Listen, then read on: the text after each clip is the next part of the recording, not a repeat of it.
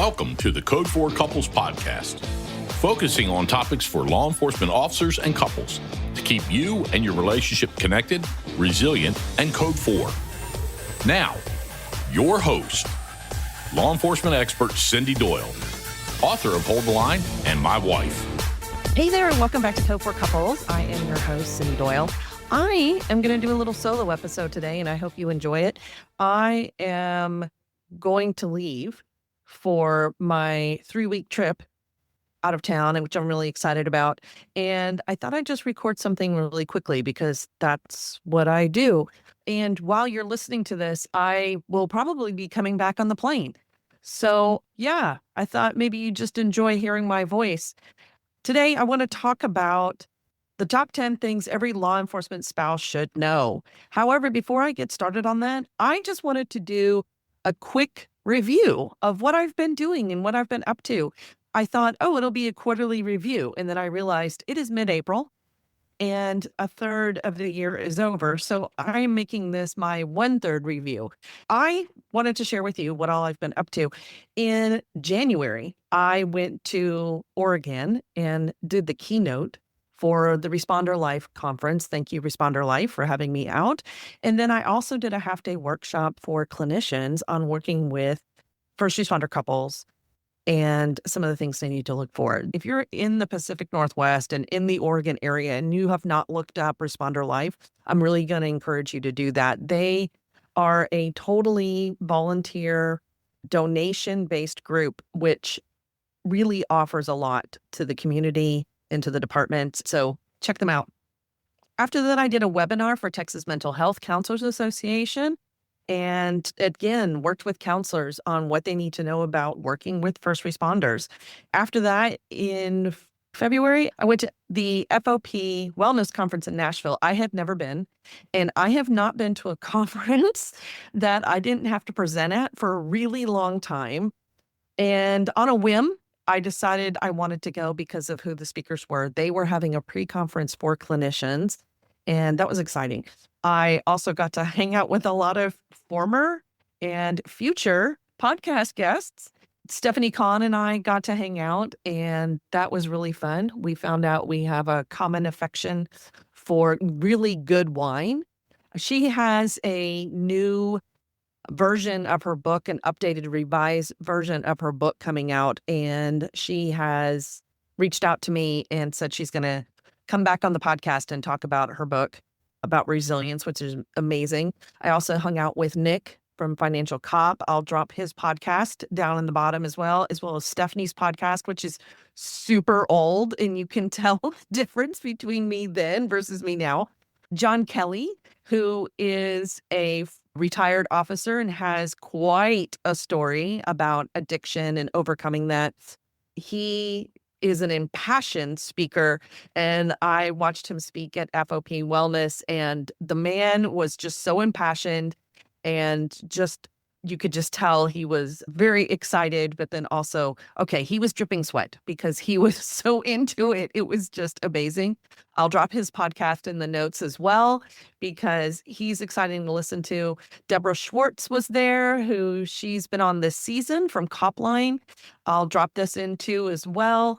And I met Randy Sutton, who is amazing. He's retired Las Vegas PD. His story is quite interesting. All of those people were at FOP. After that, I did a workshop for Addison PD here in the DFW area. I did a 2-day workshop on burnout prevention and wellness for DENCO, which is my local county 911 center. They provide regional and statewide training for dispatchers. And I have been working with them for a long while. And they asked me to put together a 2-day workshop as opposed to my 1-day drinking from a fire hose workshop. From there, I went to Dixon, Illinois, which is, I would say, outside Chicago, but it's out there. It's not really close to Chicago. I didn't know Illinois had so many fields. Let's just say that. But it was a great time in Dixon. They had me come out over 2 days. I did 3 presentations. 98% of their police officers went through the 3-hour presentation that I gave. And because I was there, they had some of the shifts from the fire department come through too. It was really great to impact basically their whole entire department. Their wellness is a passion for them, mostly because one of their city council members, Mary Oros, is a retired police spouse, and her husband was impacted on the job. She got on city council to make a difference. And I'm trying to get her on and trying to get her story on because it's a pretty impactful story. From there, I did a webinar with Charlotte Mecklenburg, and I have another one scheduled for them in the fall. So if you're in that area, make sure that you know about that. I did 3 days at Arlington PD here in DFW of wellness checks for CACU and the HEAT unit, so the human trafficking and the child crimes unit. From there, I just got back. Today is Friday, and on Wednesday, I just got back from Orlando. I flew out to Orlando on Tuesday, come back on Wednesday, and presented at the NALI conference, which is the National Association of Women Law Enforcement Executives. I presented there on behalf of Safe Leo, which is suicide awareness for law enforcement officers. And we were talking about the crisis that is around law enforcement and suicide and some of those statistics. Be on the lookout for some of the interviews that I got interviewed by Niles Gooden from Reasons We Serve, Steve Bison from Resilience in Action, and Rebecca Lynn, who is the Proud Police Wife. She is doing her Proud Police Wife conference. It has probably launched since you are listening to this, I think in May. So you might need to go back. I think you can still jump on her conference and maybe probably buy some of her workshops. I'll put that link in the bio as well in the show notes, so you can look out for that. In addition to that, some of the other things that I have been doing is I have developed a companion guide for the book. I've been asked for this numerous times for couples, or if you're an officer, or if you are a spouse. It helps you go through the book and really digest it in ways that are helpful to your relationship and to give yourself insight into how you might be impacting or the impact you can have. You know, part of my story is that I did this myself most of the time, and then it went along. My husband started realizing, oh, maybe I can do these things too. So I think that one person can make a huge impact on the relationship. I want my book to be able to be used for that reason, and this companion guide will help you. You can do it as an individual, or you can do it as a couple. That will be coming out hopefully by the fall. We are in the process of designing it at the moment, and then from there, it has to get typeset and then uploaded and then available from there. I have also been working on a book club facilitator's guide. I've been asked numerous times to provide book club questions, and I've never been in a book club. It's not my thing, and I wasn't sure exactly what that would look like. In researching it, figured it out, and came up with a facilitator's guide that you can use. That is also getting designed at the moment. It's for sure going to be a digital product, and we're going to make a decision on whether it's going to be a physical product or not. So if you want it to be a physical product, let me know. That will definitely help me out to determine what I want to do with that. I actually have several speaking gigs for the fall and a 3-day retreat coming up in the spring of 2026 that I think I've already been booked for. So if you are wanting me to come out, please reach out. We are definitely booking now for the fall and into the spring of next year. Anyway, that is what I've been up to and running around, and hopefully you are enjoying the content. Now on to what we were going to talk about today, which is the top 10 things every law enforcement spouse should know. I need to confess a little something here, that I play around with ChatGPT quite a bit. I have dropped my book in there. I have dropped in my presentations. I have dropped in a lot of different content into chat in order for it to understand. Definitely started playing around with it, and it was spitting out content about law enforcement and our relationships that were total lies and cliches. So, chat lies, and I was determined to try to at least train my chat to understand my content and what our relationships are like. We have arguments, chat and I have arguments. We have a slightly maybe toxic relationship because it tries to gaslight me and tell me that it's going to produce Canva documents or PDFs or even a Google Doc. And it's like, just hold on. And for a while I waited. One time I waited 2 days to produce a Canva document. I kept going back and saying, where's this document? And it wasn't producing it. And I finally told it that it was gaslighting me and you need to stop lying to me. We're in a toxic relationship. Anyway, so I like to play around with chat. I tell you that to say this. It suggested to me to produce a document of the top 10 things every law enforcement spouse should know. I said, sure, go ahead and do it. Let me see what you give me. I will be honest, there is one of these that I thought, that's crap. And so I had it change it to something else. But I'm going to go through these with you. This is a little off the cuff, but hopefully it'll be entertaining. We can go through what chat thinks, the top 10 things every law enforcement spouse should know, and evaluate it. It's probably pretty okay because it's my content, but we'll see. So number 1 that it says the job doesn't stay at the station. Okay, I would never call it the station, but the job doesn't stay at the station. It comes home whether you see it or not. Well, yes, because one of the top things that I say is the job comes home with you. And as spouses, the job comes home. It just does. What happens at work spills over. That's what I've talked about all the time is the spillover. So it changes the brain. And this is what it says. Law enforcement changes the brain. It creates habits of scanning and danger, suppressing emotion and staying in control. That conditioning doesn't switch off when the shifts end.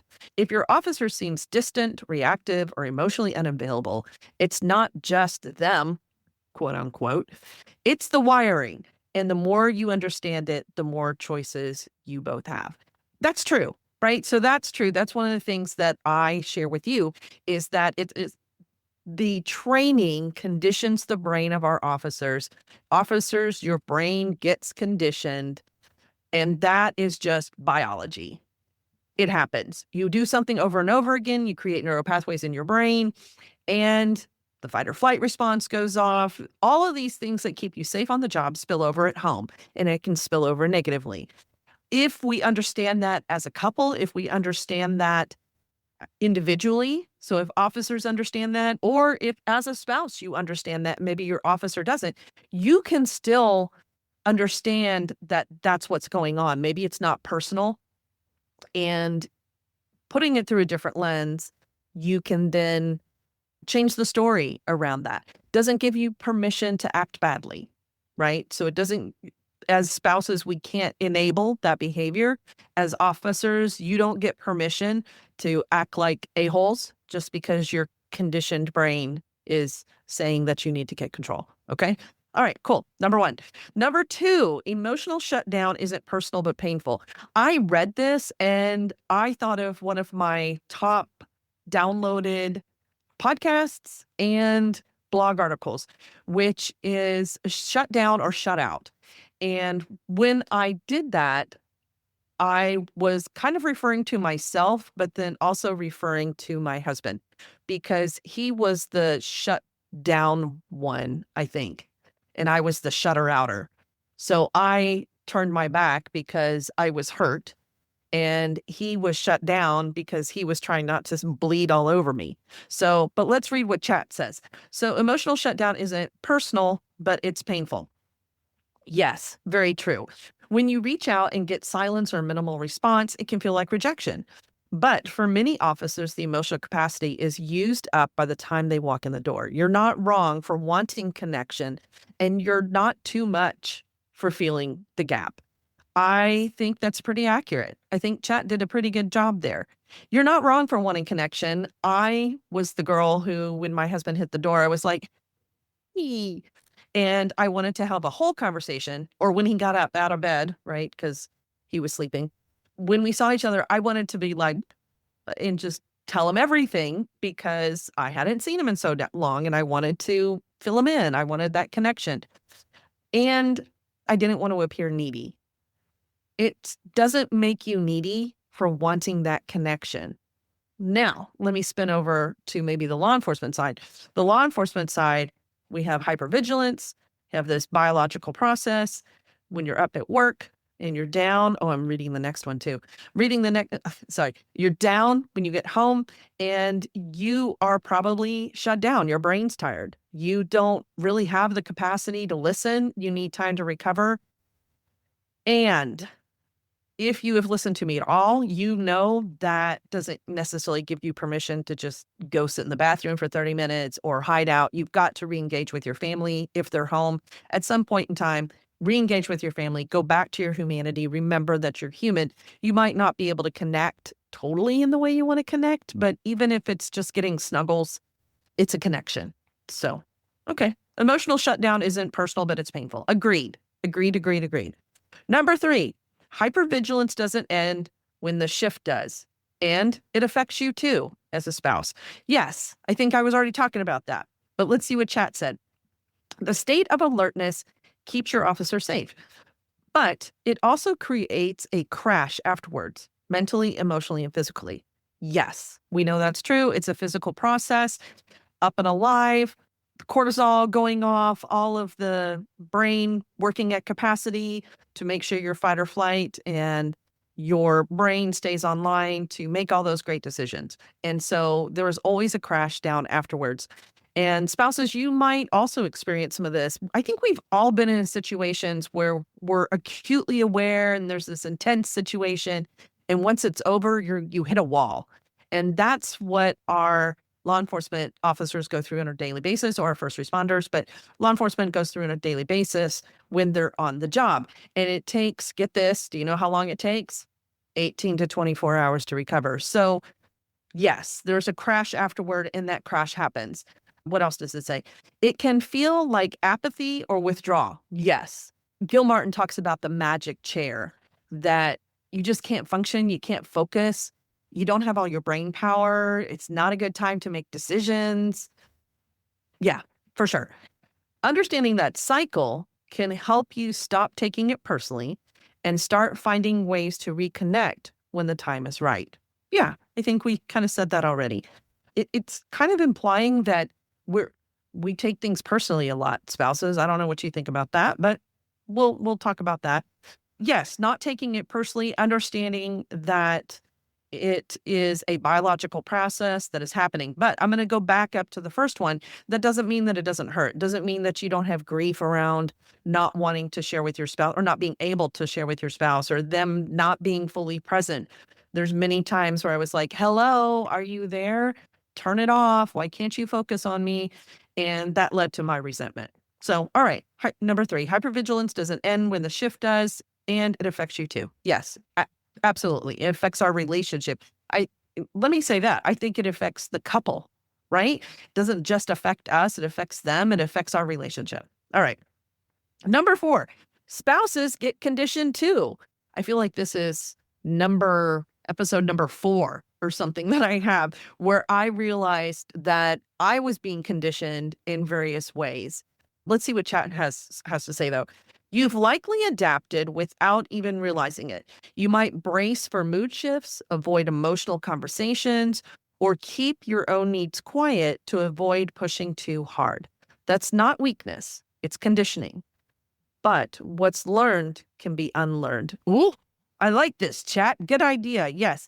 Yeah, I agree that we get conditioned many times when the hypervigilance is coming home, or the mood is coming home, because hypervigilance doesn't really allow you to be like, I shouldn't act that way. Doesn't mean you can't. Doesn't mean you can't change it, officers. And if that becomes a habit, then I, as a spouse, get conditioned because I want to avoid those negative aspects, right? So there's two types of conditioning. There is just classical conditioning, like Pavlov's dog thing, which is that hypervigilance or training. And then we have behavioral conditioning, or it's also called operant conditioning. That is the idea of punishment or reward. So we either do something because we want to be rewarded, or we avoid something because we don't want the punishment. So yes, if we are seeing moods and those moods are taken out on us, or if we don't like the moods, maybe it's not even being taken out on us. I don't think my husband a lot of times came home and was like, "Rah," at me. He might have been like, "Rah," administration, but not at me. But because he did that, and because conflict wasn't big in my house growing up, then I withdrew. Maybe you grew up in a house where conflict was totally fine. He is an Irish Italian guy, so they have lots of loud voices, whereas my parents are introverts. So that was very different. If you grew up in a house where conflict was bad or dangerous, that could be a problem. Or if moods, like not knowing people's moods. I think the other thing too that chat gets right there is a lot of times we do avoid emotional conversations because we want to keep it positive. And then I'm going to swing the opposite way. Sometimes we know that you're only good, officers, for a short period of time. And so we hit you with the emotional argument because we've got to get it in sound bites. So I'm going to agree with that. I think chat did a good job there. Spouses get conditioned too. Absolutely. I'm going to drop in my podcast too of when I realized I was conditioned. All right. Number 5, chat says, being independent doesn't mean you're not lonely. Oh my gosh. Hit the nail on the head, chat. I totally agree with you. Yes, yes, yes. I think that spouses many times overfunction. I was just talking to Rebecca Lynn about this yesterday. She interviewed me for her conference, and I talked about spouse burnout and how burnout impacts us. But one of those aspects is overfunctioning. We have to do all the things all the time. We might be able to be really independent. Over the years, I figured out how to have my own independent life, and YouTube was my friend because I could change the belt in a dryer. Yeah, absolutely. Okay, what does chat say? You've probably mastered holidays alone, solo parenting, attending events without your officer, and managing schedules around their sleep. You're strong, no doubt. But strength doesn't erase the ache of being emotionally or physically alone more often than you expected. You're allowed to feel both. Dang! Chat, you nailed it. Thanks for knowing my content. Yeah, absolutely. This is totally true. We do things because we have to. And officers, you're the same way. I think too, like, you're independent. You have to be, but it doesn't mean you're lonely. I think part of the problem with couples, I know part of the problem with couples is that we operate in these independent but lonely worlds. And I know that couples, law enforcement couples, don't talk about that. We don't talk about how we're both feeling lonely. Like, there is so much similarity to the paths we are walking independently, and we don't recognize that we are having those same emotions. So the fact that they spend their holidays, they spend it away from us, right? They're having to do things alone without us, without the family. They didn't get married to be like, yeah, I'm going to have kids and not ever see them. I'm going to be married, but never get to spend time with my spouse. So I think we do that together. I think that while, yes, spouses absolutely do that, we learn how to be independent. I don't think you get married to be independent. We get married to be as a team. I talked about this yesterday on another podcast. But we have to figure it out. And I think there's a danger there that if we like die on the sword of like, oh, I got all my ish together and I can handle it all.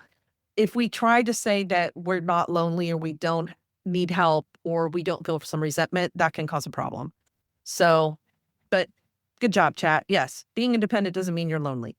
All right, number 6. You may not wear Kevlar, but you armor up too.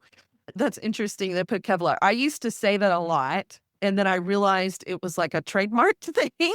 So I stopped saying Kevlar, and now I say armor, that you armor up. So yes, this is something I say all the time, that our law enforcement folks, officers, walk out the door with physical armor, and they walk out protected because they want to come home and to stay safe. Spouses armor up as well. But I don't think that we realize as officer and spouses that we both armor up emotionally. And so that's a big part of it. All right, let's see what chat says though. Officers are trained to compartmentalize. Yes, compartmentalize. Have a podcast on that. I'll drop it in the link, show notes. But spouses do it too, especially when needs go unmet. You might build walls, shut down emotionally, or tell yourself to just deal with it. I'm laughing because it knows me too well. That's armor. And while it might protect you short term, it slowly erodes connection. The work is learning when and how to take it off. Man, I totally feel called out by this. This is a lot of what I talk about in my story for sure, is that I built those walls and I shut down emotionally and I would just power through. Many times when I'm giving my presentations, I talk about that I didn't leave my relationship, but I had emotionally left my relationship. And so what that did was it caused a lot of walls in our relationship. I wasn't sharing. And my husband didn't know because I was still happy when I was with him, but he just didn't know what I was holding back. And then fast forward, he realized he had done some of that too. So love that, talking about emotional armor. All right, number 7. The culture has rules, some spoken and some silent. Where are you going with this, chat? You might feel pressure to stay quiet, quote unquote, be supportive, not make waves. There can be unspoken expectations about how you show up and what you're allowed to feel. You can respect the job and still acknowledge its impact. You can love your officer and still ask for more. Both can exist at once. Okay, interesting. So I think I'm going to take this. A lot of times I talk about the idea of having their 6. I haven't heard that tossed around like I used to, like, I don't know, 7 years ago or so, but having their back, right? So I'm supposed to be strong because they do this heroic thing day in and day out. Who am I to complain about my stuff? I've just got to put it aside. So, all right. I give Chad a 6 out of 10 on that one, but I get it. Chat tends to do these little cliche culture things sometimes, and I have to overcorrect it. So maybe we'll see about that. Let me know what you think about that one. Number 8, resentment means something matters. Don't ignore it. It builds quietly. When effort goes unseen, when you feel like you're the last on the list, did I read my book or what? When you feel like you're the last on the list, or when communication breaks down, resentment isn't a sign that you're doing something wrong. It's a signal that your needs matter too. Interesting. But it's interesting how it took resentment. Talks about the antidote to contempt, which it's kind of their word, John and Julie's word for resentment. So the antidote to contempt is either expressing appreciation in some way, or it can also be stating your needs. And I agree with the needs stating. When you are experiencing resentment and contempt, you really have to get curious about the anger that you're feeling. Resentment and contempt, I think of it like my 13-year-old that lives inside my body and rolls her eyes and is like, oh my God.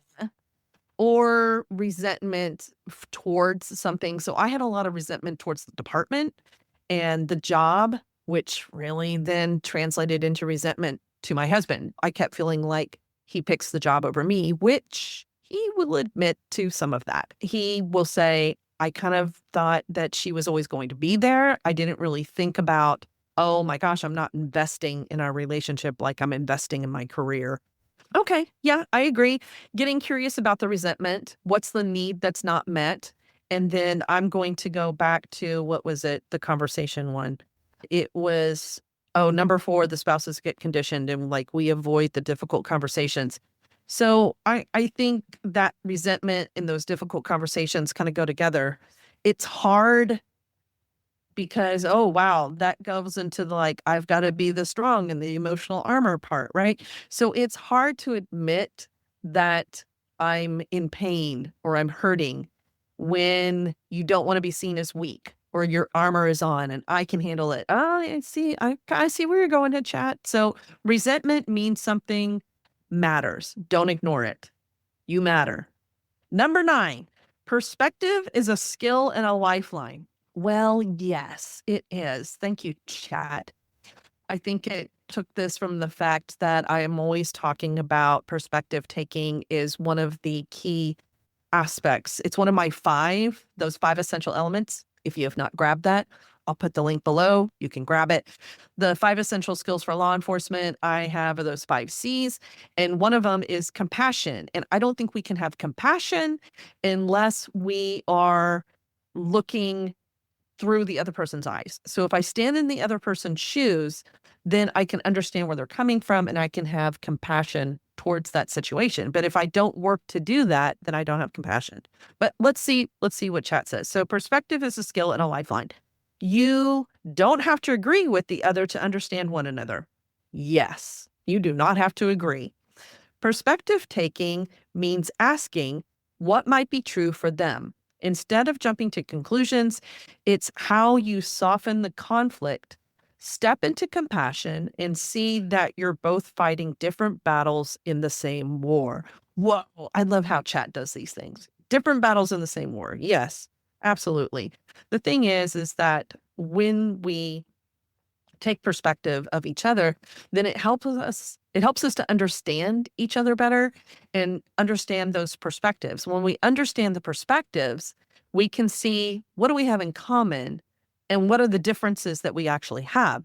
If we can get to the differences, then we can work on that and solve the differences as opposed to just, fighting about everything or not being heard. I think many times we are fighting to be heard.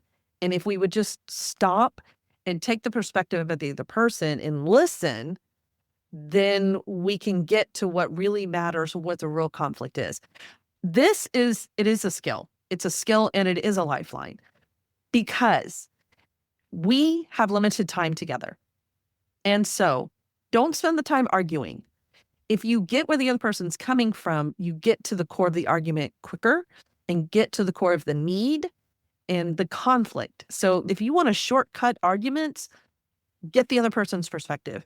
And I think with the time, like I said, the time that we have together, good time, right? Consider hypervigilance and how that downside of hypervigilance, you're recovering. We don't get to see you physically, you're sleeping, hypervigilance, all these different aspects of law enforcement. So we've got to really maximize and have fine-tuned skills when it comes to communication, connection, conflict. And we've got to do that. All those things. All right. So number 9, perspective is a skill, not a lifeline. Number 10, you're not alone. Thanks, chat. You're not alone, even if it's felt that way for a long time. Okay, tell me more. You're not alone, even if it's felt that way for a long time. If you've ever thought, this is hard and no one talks about it, you're right. Okay. But we are now. You're not broken. You're not weak. You're living something complex, layered, and often invisible. And you don't have to carry it in silence anymore. I think chat was trying to end with some kind of a motivational something for you. You're not alone. You're right. You're not alone. I think we are talking about it. It's important for us to have these continued conversations. We have to educate new couples coming in. We have to educate new officers coming in that the relationships are going to be a little bit more layered and complex. and let them know they're not alone in the difficulty. You're not alone as a spouse in the tough times that come about. In here, we didn't mention anything about the complexities of critical incidents or trauma or administration or moral injury or administrative betrayal, like all the things, right? But you're not alone. Officers, you're not alone. Spouses, you're not alone, even if it's felt that way for a very long time. So as we did this, the top 10 things every law enforcement spouse should know, I think we might be able to change this a little bit too and say the top 10 things every law enforcement couple should know. That it's important that we know each other and we understand each other and what we're all going through. We're not going through it independently. We are doing it as a team, even though it may feel independent. So there you go. If you would like to download this, I will make sure that it's available. And I will put a link down there. I'm not sure what the link's going to be yet, but we'll figure it out. And get this to you, or shoot me an email at Cindy@Code4Couples, and I will make sure that you get a copy of these top 10 things. Thank you for being with me here today and on this journey. I hope that I continue to help you in your relationship feel supported. And until next time, guys, y'all keep it Code 4. Bye-bye. Thanks for joining us. For more information about the podcast or Cindy, check out code4couples.com. All intellectual property rights owned by CRLD2 Ventures, LLC, are protected by the firm of 9mm, 45 ACP, 5.56mm, and 12 gauge.